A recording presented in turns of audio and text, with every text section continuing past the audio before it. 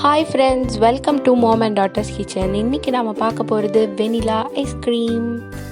இந்த வெனிலா ஐஸ்கிரீமில் நான் ஒரு சீக்ரெட் இன்க்ரீடியன்ட் சேர்த்துருக்கேன். அது என்னன்னு உள்ளே பார்க்கலாம். இப்போ அது செய்கிறதுக்கு தேவையான பொருட்கள்: பாஸ்மதி ரைஸ் 1 கப், மில்க் 1/2 லிட்டர், சுகர் 1 கப், வெனிலா எசன்ஸ் ஆப்ஷனல். இப்போ நான் சொன்ன சீக்ரெட் இன்க்ரீடியன்ட்ஸ் இந்த பாஸ்மதி ரைஸ் தான். இது நல்லா பாயில் பண்ணி எடுத்து வச்சுருக்கேன். இப்போ மிக்சியில் 1 கப் பாஸ்மதி ரைஸ் சேர்த்துக்கிறேன், பாயில் பண்ண ரைஸ். இப்போது இது கூட ஒரு 25 ml பால் சேர்த்துக்கிறேன். அந்த 1/2 லிட்டர்லேருந்து தான் எடுத்திருக்கேன். இப்போ இந்த மாதிரி நல்லா திக்காக அரைச்சி எடுத்து வச்சுக்கலாம்.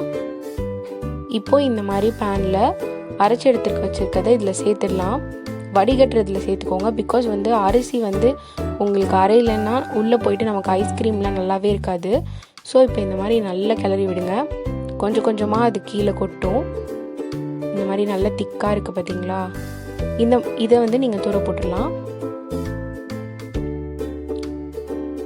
பாருங்கள், நல்லா திக்காக இருக்குது. இதில் நம்ம அந்த 25 ml பால் எடுத்துட்டோம். மீதி பாலை இதில் சேர்த்துட்டு நல்லா மிக்ஸ் பண்ணி விடுங்க.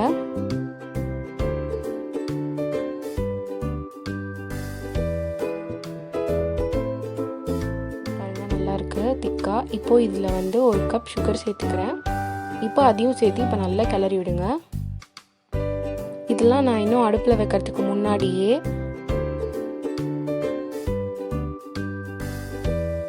இப்போ இதை ஸ்டவ் ஆன் பண்ணி அடுப்பில் வச்சிடலாம். ஒரு 20 மினிட்ஸ் வச்சு அடுப்பில் இருக்கணும். அப்போ தான் உங்களுக்கு நல்லா திக்காகும். ஸோ இப்போ இதில் 1 ஸ்பூன் வெனிலா எசன்ஸ் சேர்த்துக்கிறேன். நல்லா மிக்ஸ் பண்ணி விடுங்க.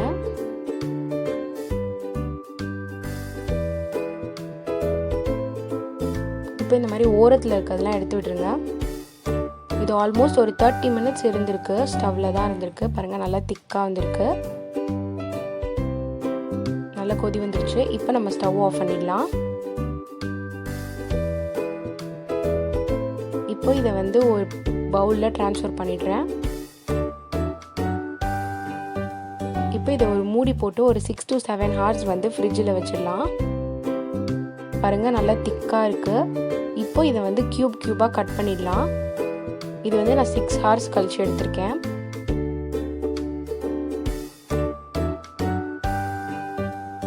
இப்போ இதை கொஞ்சம் கொஞ்சமாக எடுத்து நான் மிக்சியில் போட்டுடுறேன். இது கொஞ்சம் பெரிய ப்ராசஸ் தான், ஆனால் ட்ரஸ்ட் மீ, இது ரொம்ப நல்லா இருக்கும். செமையாக இருந்துச்சு.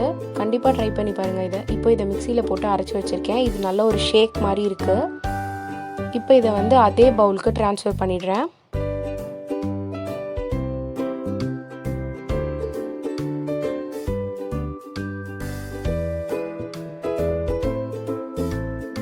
இப்போ இதை மூடி போட்டுட்டு ஒரு 4 hours ஃப்ரிட்ஜில் வச்சிடலாம். பாருங்கள், ஐஸ்கிரீம் ரெடி ஆகிடுச்சு. இப்போ இந்த மாதிரி ஒரு பவுலில் தண்ணி வார்ம் வாட்டர் எடுத்திருக்கேன்.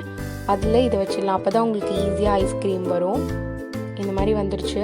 இப்போ நம்ம அந்த பிளேட்டில் எடுத்து வச்சிடுறேன். இப்போது சைடில் கொஞ்சம் கேஷ்யூ நட்ஸும் பாதாமும் சேர்த்துருக்கேன். இப்போ நம்ம நைஃப் எடுத்து கொஞ்சம் ஸ்லைஸ் மாதிரி கட் பண்ணிக்கலாம்.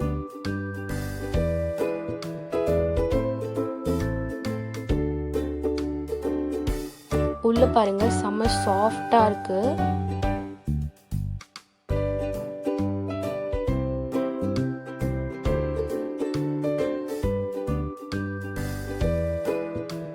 இப்போ இதை பிளேட் பண்ணிட்டு மேலே கொஞ்சம் கேஷ்யூ நட்ஸும் பாதாமும் அப்படியே தூவி விட்டுடுறேன்.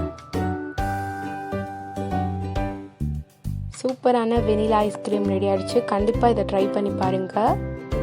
இந்த வீடியோ உங்களுக்கு பிடிச்சிருந்துச்சுன்னா லைக் பண்ணுங்கள், ஷேர் பண்ணுங்கள், கமெண்ட் பண்ணுங்கள். அப்படியே மறக்காமல் பக்கத்தில் இருக்க பெல் ஐக்கானை கிளிக் பண்ணுங்கள். இது வரைக்கும் நம்ம வீடியோ எதுவும் பார்க்கலன்னா மேலே தெரிகிற வீடியோவை கிளிக் பண்ணி பாருங்கள். இது வரையும் நம்ம சேனலை சப்ஸ்கிரைப் பண்ணலைன்னா மேலே தெரிகிற ரவுண்டு பட்டனை கிளிக் பண்ணி சப்ஸ்கிரைப் பண்ணுங்கள். சப்போர்ட் பண்ணுங்கள். தேங்க்யூ.